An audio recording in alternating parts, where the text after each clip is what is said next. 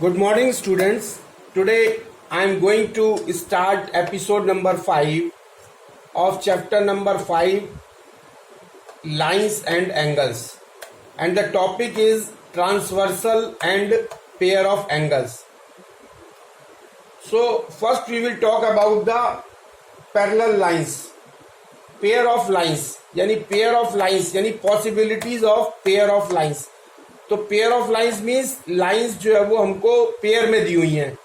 तो वो जो पेयर में लाइंस हमको जो दी हुई हैं उनकी क्या क्या पॉसिबिलिटीज हो सकती हैं, इसको हमने क्लासिफाइड किया है 3 कैटेगरी में।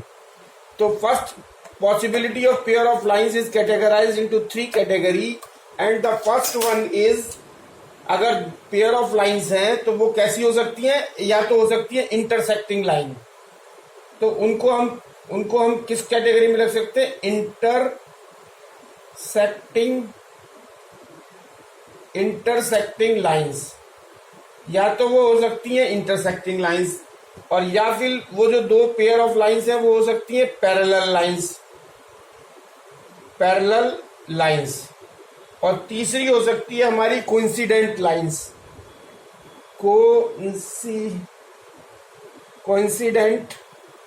लाइंस। तो ये 3 कैटेगरी में हम इनको रखते हैं। अगर पेयर ऑफ लाइंस हमको दी हुई है तो इनकी 3 कैटेगरी हो सकती है, इंटरसेक्टिंग लाइंस, पैरेलल लाइंस और कोइंसिडेंट लाइंस। अब ये इंटरसेक्टिंग लाइंस क्या होती हैं, पैरेलल लाइंस क्या होती हैं, कोइंसिडेंट लाइंस हो सकती हैं। तो let us understand that intersecting lines क्या होंगी। If 2 lines L and M, अगर 2 L और M लाइन है, if two lines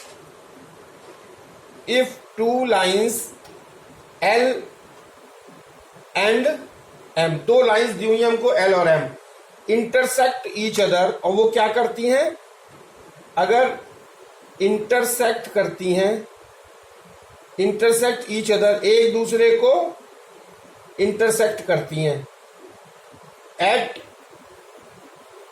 eight A common point O। अगर L और M हमारी 2 लाइंस हैं जो इंटरसेक्ट कर रही हैं, आप एक दूसरे को काट रही हैं, किस पे, एट ए कॉमन पॉइंट O, यानी किसी कॉमन पॉइंट पर अगर O पर काटती हैं तो उनको जो है हम इंटरसेक्टिंग लाइंस कह सकते हैं। तो इसको हम फिगर के रूप में कैसे शो कर सकते हैं, फिगर के रूप में ऐसे शो कर सकते हैं कि मान लीजिए ये एक लाइन हमारी L है और एक लाइन हमारी ये M है। सो लाइन को हम दोनों साइड में एरो दिखाते हैं, ये भी दोनों साइड। तो एक लाइन हमारी L है, suppose this is L and this is M, और ये इंटरसेक्टिंग पॉइंट है, ये पॉइंट ऑफ इंटरसेक्शन है, this is known as O, this is point of intersection. तो ये जो क्या कहलाएंगी, 2 लाइन से L और M इंटरसेक्टिंग लाइंस कहलाएंगी। और पैरेलल लाइंस क्या होती हैं, अब देखिए पैरेलल लाइंस क्या होती हैं। Parallel lines, if 2 lines L and M, अगर हमारे पास 2 लाइंस हैं, if two lines L and M do not intersect each other, अगर वो एक दूसरे को कहीं भी नहीं काटती हैं, L and M do not intersect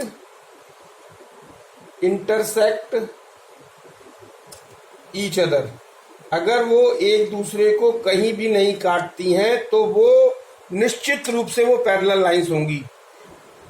तो पैरेलल लाइंस की डेफिनेशन हो गई, अगर 2 लाइन हमारे पास हैं और if they do not intersect each other तो वो डेफिनेटली जो है वो पैरेलल लाइंस होंगी।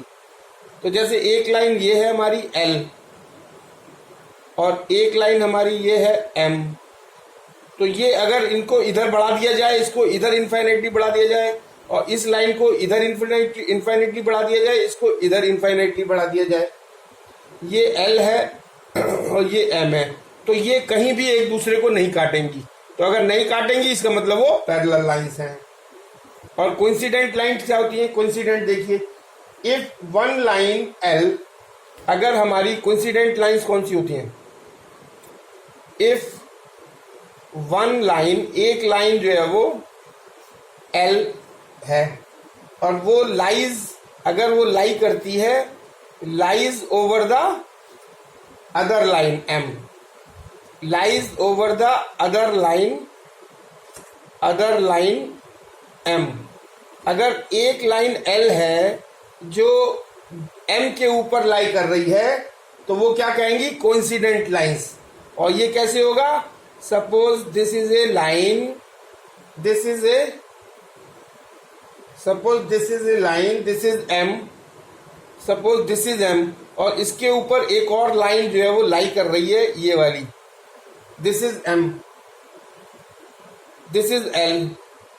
तो ये L और M दोनों एक लाइन के ऊपर, एक दूसरे के ऊपर है, तो ये कैसी लाइन कहलाएंगी, coincident line.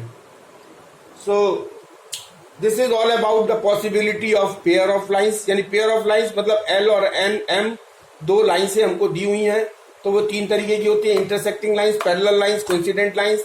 If two lines L and M intersect each other at A common point O, तो वो क्या कहलाएंगी, then these lines will be called as intersecting lines. Parallel lines, if two lines L and M do not intersect each other, then these lines will be called parallel lines. And coincident lines, if one line L lies over the other line M, then these lines will be called as coincident line. So next point is transversal. So what is transversal? ये transversal क्या चीज है, इसका जानना बहुत जरूरी है. It is very important to understand about the transversal. So what is transversal? A line. Transversal क्या है? It is a line which intersects two or more. A line which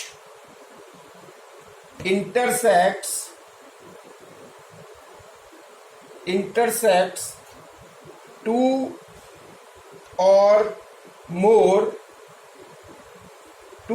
more given lines।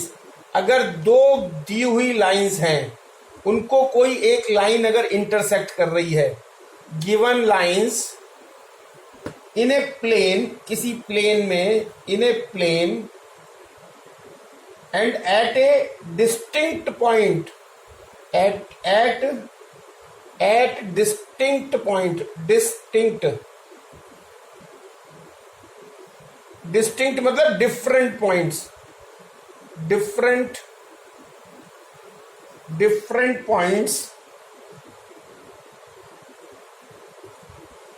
is called a transversal to the given lines। transversal to the given lines। तो ये अच्छी तरीके से हम समझ लें कि व्हाट इज ट्रांसवर्सल। ट्रांसवर्सल एक लाइन है, कैसी लाइन है, जो दो गिवन लाइंस, जो दो दी हुई लाइनों को इंटरसेक्ट करती है। कैसे इंटरसेक्ट करती है, एट डिफरेंट पॉइंट्स, और अलग अलग पॉइंट्स पे जो है वो दोनों लाइनों को अलग अलग पॉइंट पे अगर वो इंटरसेक्ट करती है यानी काटती है, तो उसको हम ट्रांसवर्सल कहेंगे। किसका, उन दो गिवन लाइंस का।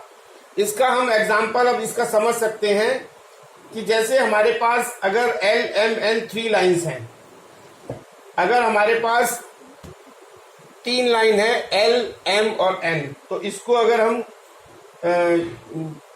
ऐसे शो कर दें कि मान लिया जाए एक लाइन हमारी ये है, ये हमारी लाइन है L, suppose this is L, ये एक लाइन है, और एक लाइन हमारी ये है हमारी M, और तीसरी हमारी लाइन जो है वो ऐसे है, ये N है, ये L है, ये M है और ये N है। अगर 3 लाइन हमारे पास है L, M और N, और इसको कोई ट्रांसवर्सल लाइन जिसको हमने नाम दिया है T, ये एक ट्रांसवर्सल लाइन है। ट्रांसवर्सल वो जो कट करती है, तो ये इसको अगर हमने इसको नाम दिया है T, तो हियर तो क्या होगा यहाँ पे, here T, here line T is called the transversal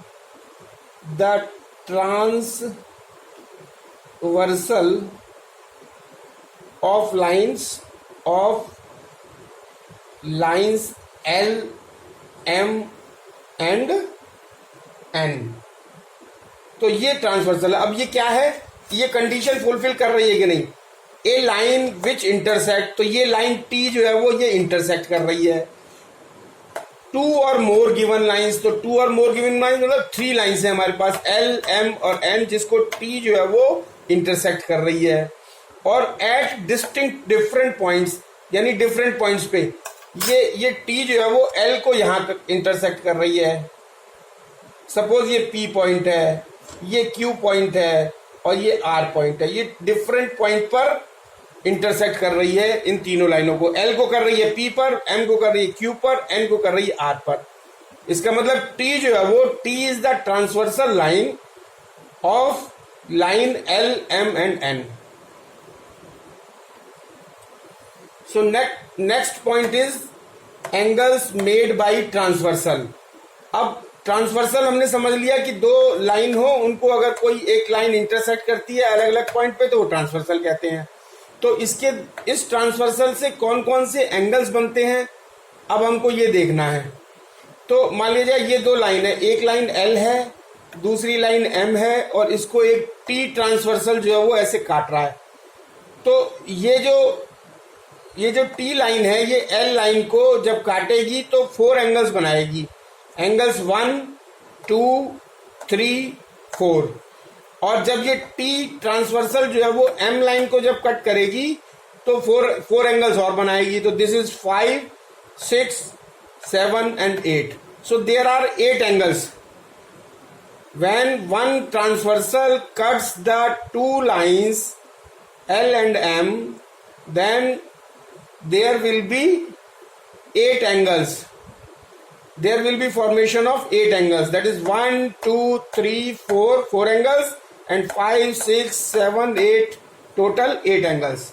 Now angles made by transversal. तो ये जो एंगल्स हैं इनको हमने क्लासिफाई किया गया है। तो ये जो क्लासिफिकेशन है इनको 4 कैटेगरी में मतलब डिस्ट्रीब्यूट किया गया है। सो angles made by transversal is classified into 4 categories and the category number 1 is exterior angles and interior angles. First is exterior angles and interior angles. Exterior angles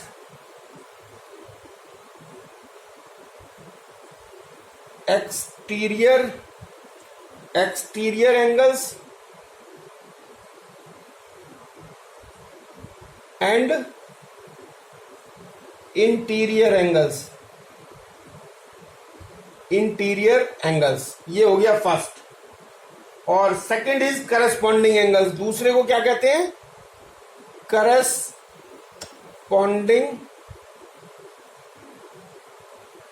corresponding angles। And the third one is alternate interior angles। alternate interior angles। And the last one is alternate exterior angles। alternate exterior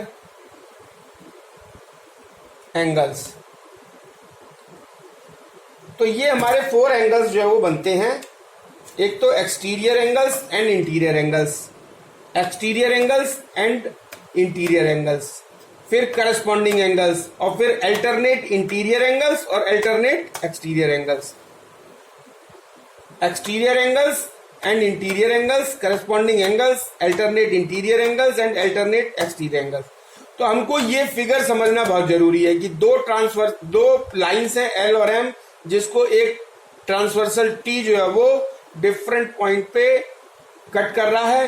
तो ये जो L line को जब T transversal cut करता है तो 4 angles बनते हैं, 1, 2, 3, 4। और जब M लाइन को T ट्रांसवर्सल कट करता है तो 4 एंगल्स बनते हैं, 5, 6, 7, 8, टोटल 8 एंगल्स हो गए। अब इनको इन 8 एंगल्स को कैटेगराइज किया गया है, क्लासिफाई किया गया है 4 कैटेगरी में, exterior angles and interior angles, corresponding angles, alternate interior angles and alternate exterior angles. तो अब हम देखेंगे कि इस फिगर से एक्सटीरियर एंगल्स कौन से हैं और इंटीरियर एंगल्स कौन से हैं। So angle 1, angle 2, angle 7 and angle 8, they are exterior angles, are exterior angles.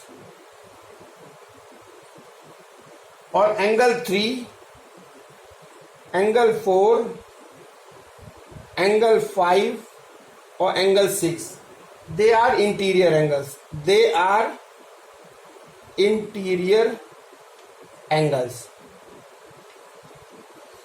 तो ये जो 1 2 7 8 ये एक्सटीरियर मतलब बाहर की साइड में, तो एक्सटीरियर मतलब बाहर की साइड वाला।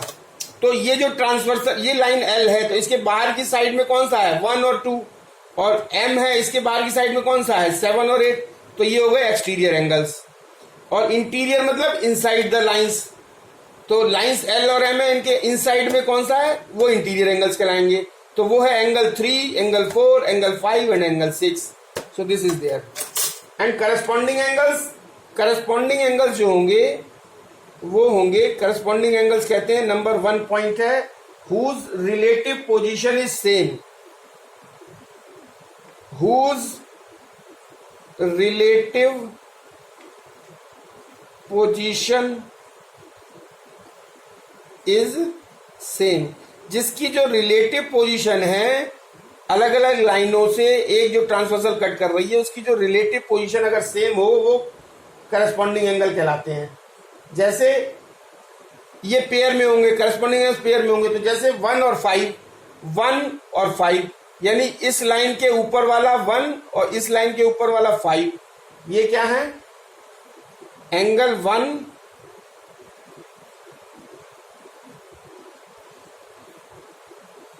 Angle 1 and angle 5, angle 2 and angle 6, angle 3 and angle 7, angle 4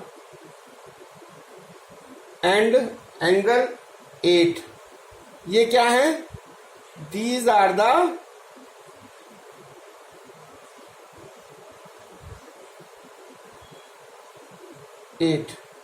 These are the pair of corresponding angles. Are pair of corresponding angles.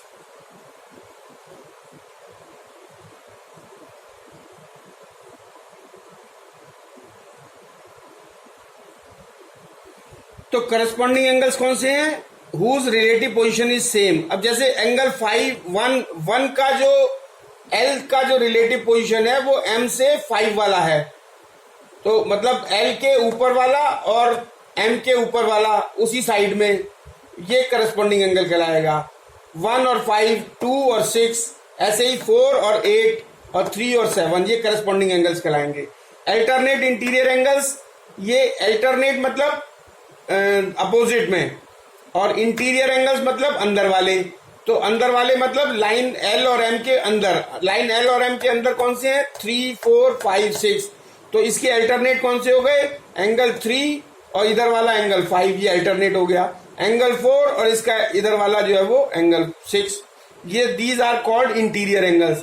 और एक्सटीरियर मतलब बाहर वाला, तो इस L के बाहर वाला और M के बाहर वाला, और L के बाहर वाला कौन सा है और अल्टरनेट होना चाहिए, तो L के बाहर वाला 2 और 8 ये है अल्टरनेट एक्सटीरियर एंगल, और 1 और 7 ये है अल्टरनेट एक्सटीरियर एंगल्स।